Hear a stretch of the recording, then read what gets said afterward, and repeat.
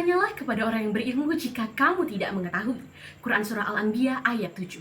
Nah, oleh karena itu, kalau orang belajar tasawuf itu sampai pagat lambaran, berarti dia salah dalam mempelajari ilmu tasawuf. Jadi memang ada di masyarakat itu ajaran-ajaran tasawuf dan tarekat yang kemudian membawa dampak yang negatif. Misalnya ada yang tidak sembahyang, katanya sudah tamat.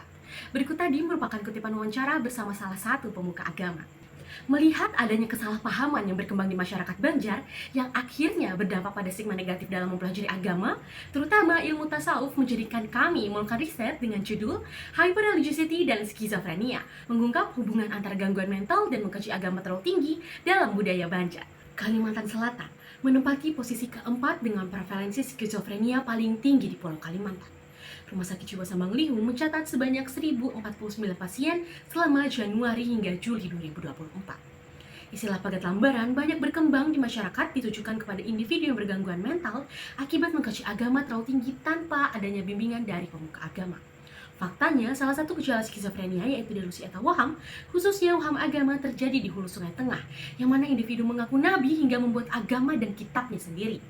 Hal ini dapat dijelaskan melalui teori hyperreligiosity berupa praktik agama berlebihan saat terjadinya hipomania. Adapun tujuan riset dibagi menjadi dua, yaitu menganalisis gangguan kesehatan mental akibat mengkaji agama yang berkembang di budaya Banjar dan menganalisis teori hyperreligiosity pada individu skizofrenia yang kembali dikaitkan dengan mengkaji agama terlalu tinggi di budaya Banjar.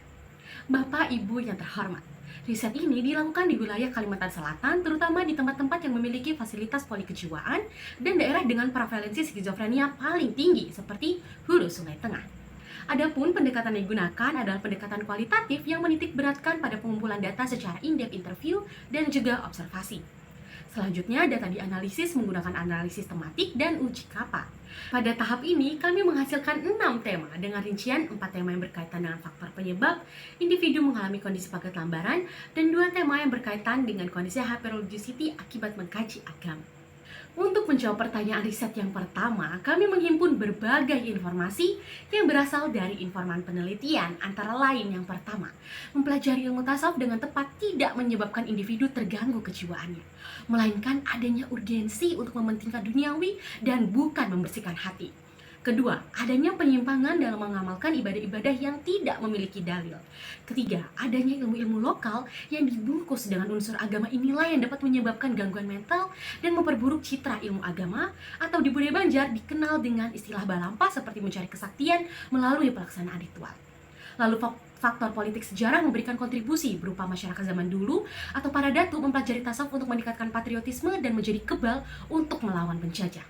Penelitian kami juga menemukan peranan faktor genetik yang sejalan dengan pernyataan informan bahwa terdapat kakak dan keluarga dekat yang mengalami kondisi serupa. Lebih lanjut, teknik coping yang kurang baik dan adanya pengalaman traumatis dapat memengaruhi kondisi kejiwaan dan kesulitan dalam membedakan antara fantasi dan juga realita. Hal ini sejalan dengan informan AF yang mengalami permasalahan percintaan dan tidak dapat menanganinya sehingga menjadikan beliau masuk ke fase psikotik. Informan R yang menjadi pemarah dan mendengar bisikan setelah menghadapi situasi akhirnya menikah kembali tanpa izin. Serta informan N yang mengalami kehidupan sulit hingga menjadikan beliau berpikiran yang berlebihan. Lalu untuk menjawab pertanyaan riset yang kedua, kami menghimpun beberapa hasil wawancara yang menunjukkan kondisi hyperreligiosity.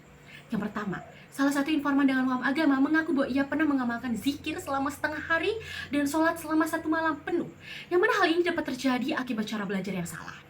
Subjek mengaku bahwa ia mendengar bacaan ayat Al-Quran dari langit, melihat guru agama, dan melihat Mekah. Informan kedua mengaku bahwa ia sudah berada di surga. Seluruh orang di sekitarnya sudah berada di surga. Ia merasa menjadi Tuhan hingga menjual ilmu ketuhanan. Informan R yang mengaku bahwa ia merupakan keturunan Nabi Muhammad, wali, dan mengalami mimpi-mimpi yang berkaitan pula dengan keagamaan. Subjek juga melakukan balampa yang merupakan budaya Banjar yang dikemas seperti ajaran ilmu tasawuf. Dan informan N yang mengaku bahwa ia telah dibimbing langsung oleh Allah, mengaku menjadi rasul dan mendapatkan wahyu berupa cahaya. Untuk memvalidasi hasil temuan, kami menguji reliabilitas antareter atau kappa dan dihitung melalui main kappa. Hasilnya, main kappa berada dalam rentang 0,4 hingga 0,8 yang berkisar pada kategori sedang hingga besar. Penelitian ini menegaskan bahwa tasawuf sebagai ajaran tidak menyebabkan gangguan mental, namun resiko ini muncul apabila terjadi distorsi pemahaman, ketidaksesuaian kondisi psikologis, dan faktor pemicu lainnya. Wassalamualaikum warahmatullahi wabarakatuh.